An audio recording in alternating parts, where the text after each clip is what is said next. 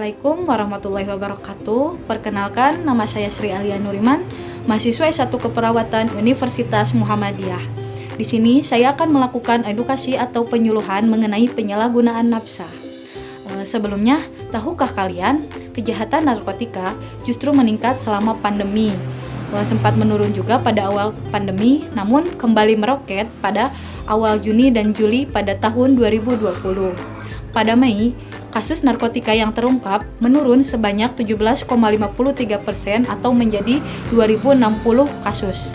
Namun, jumlah kasus naik signifikan hingga menjadi 52,33% pada bulan Juli.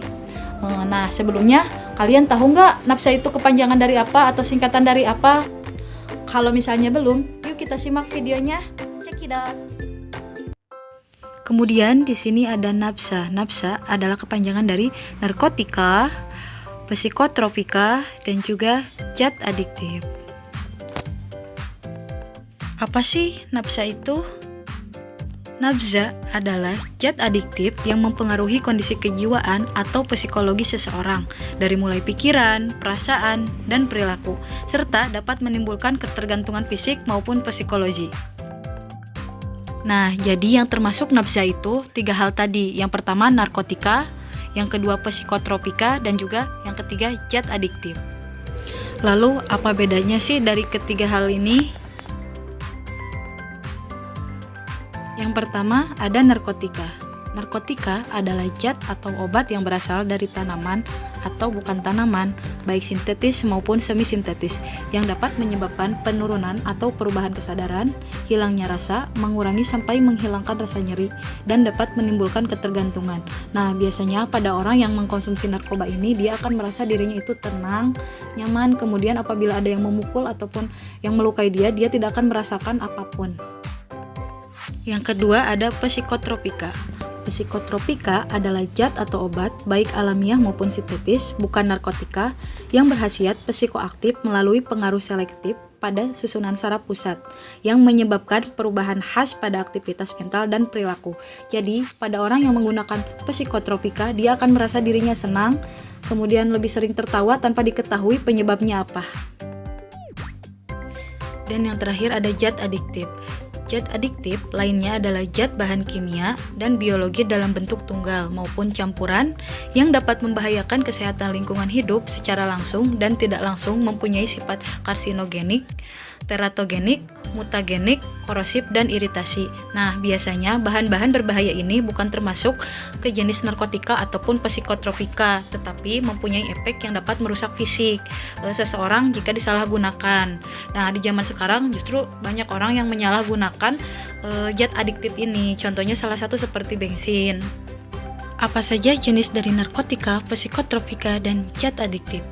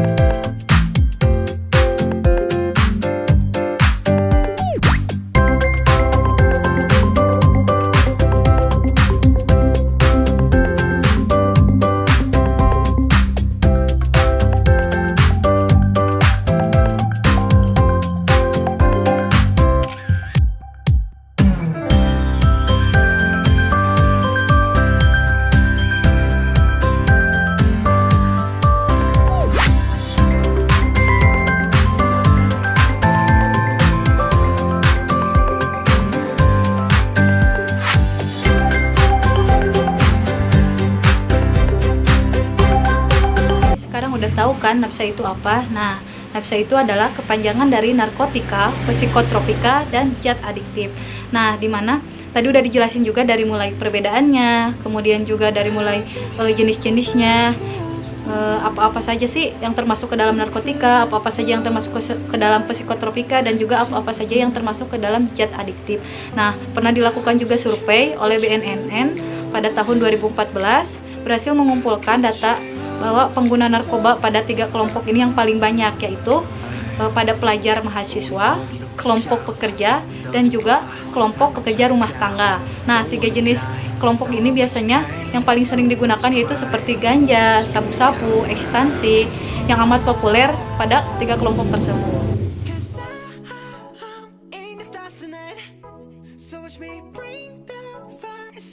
Nah, kemudian di sini ada ciri-ciri pengguna nafsa. Yang pertama, pengguna nafsa selalu merasa berat badannya turun secara drastis. Yang kedua, mata cekung merah disertai dengan muka pucat dan juga bibir sedikit kehitaman. Yang ketiga, selalu merasa sembelit atau sakit perut yang disebabkan tanpa alasan. Yang keempat, tanda berbintik merah seperti digigit oleh gigitan nyamuk. Tanda kelima, adanya bekas sayatan pada area tangan. Tanda keenam, terdapat perubahan warna kulit pada area penusukan atau suntikan yang disebabkan oleh suntikan tadi. Tanda ketujuh, suka tidur dan juga sering menguap. Mungkin hanya beberapa yang bisa saya paparkan untuk mengenai ciri-ciri pengguna nafsa, dan masih banyak lagi ciri-ciri pengguna nafsa lainnya.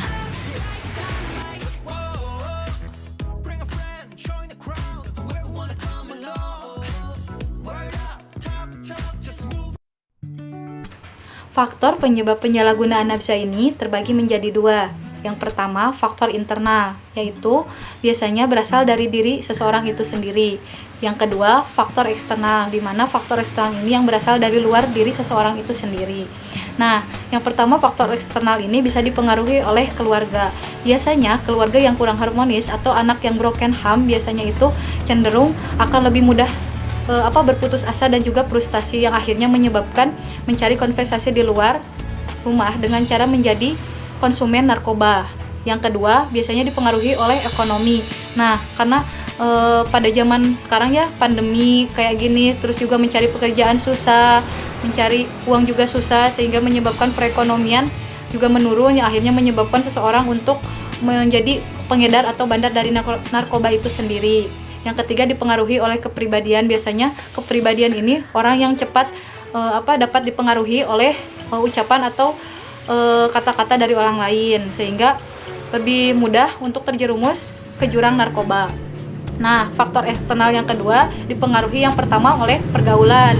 Nah, pergaulan ini biasanya teman. Kalau teman itu lebih kuat untuk mempengaruhi terjerumusnya seseorang ke dalam ke lembah narkoba, yang biasanya berawal dari ikut-ikutan karena ingin kelihatan gaul atau karena ingin terlihat lebih dewasa. Yang kedua, sosial atau masyarakat. Nah, lingkungan masyarakat juga bisa menjadi pengaruh, karena kalau misalnya masyarakat yang kurang baik atau apa, bisa juga kita menjadi penyebab dari penyalahgunaan narkoba itu sendiri.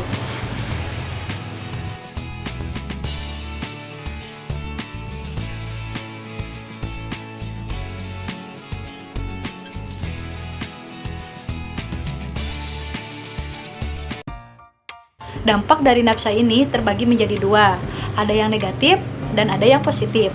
Nah, untuk negatif sendiri ini biasanya narkoba ini digunakan secara berlebihan atau melebihi batas takaran yang ditentukan, sehingga menyebabkan seseorang ini kecanduan atau ketergantungan narkoba itu sendiri.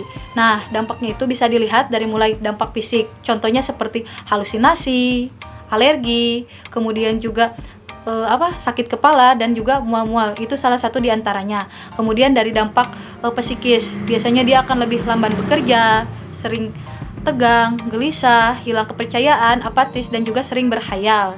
Kemudian dari dampak sosialnya, biasanya akan terganggu dari gangguan mental, antisosial, kemudian juga pendidikan menjadi terganggu, masa depan juga suram, dan juga sering sakau.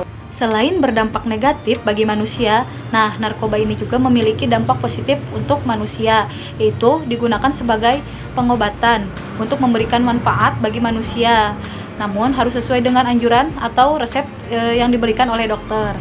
Salah satunya opioid itu bisa digunakan sebagai penghilang rasa sakit dan juga mencegah batuk dan juga terjadinya diare. Kokain biasanya digunakan untuk meningkatkan daya tahan dan stamina serta mengurangi rasa lelah. Nah, yang terakhir terakhir, ganja. Biasanya pada orang-orang zaman dahulu, ganja ini digunakan sebagai kantung atau pembuat kantung karena seratnya yang dihasilkan sangat kuat. Dan juga dari biji ganja ini bisa digunakan sebagai bahan pembuat minyak.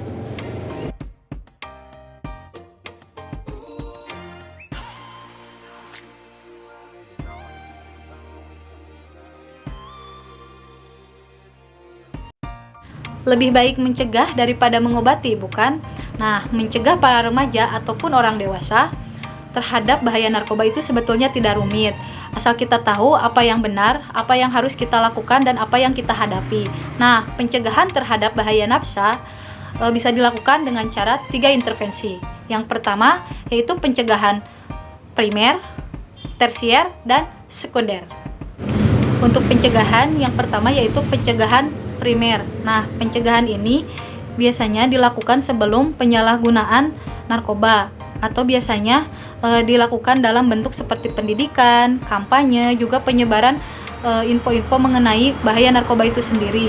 Nah, cara ini biasanya dilakukan oleh kelompok atau masyarakat dimanapun, seperti ke sekolah, kemudian tempat tinggal, tempat kerja, dan juga tempat umum lainnya.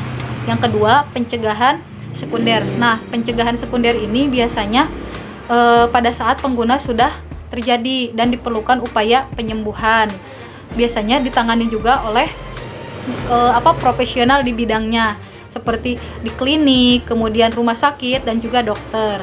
Kemudian pencegahan yang ketiga yaitu pencegahan tersier. Nah, pencegahan ini dilakukan untuk merehabilitasi mereka yang sudah memakai dan juga dalam proses penyembuhan. Nah, upaya ini juga udah dilakukan cukup lama oleh lembaga khususnya seperti klinik, rehabilitas, dan kelompok masyarakat yang dibentuk khusus atau therapeutic community.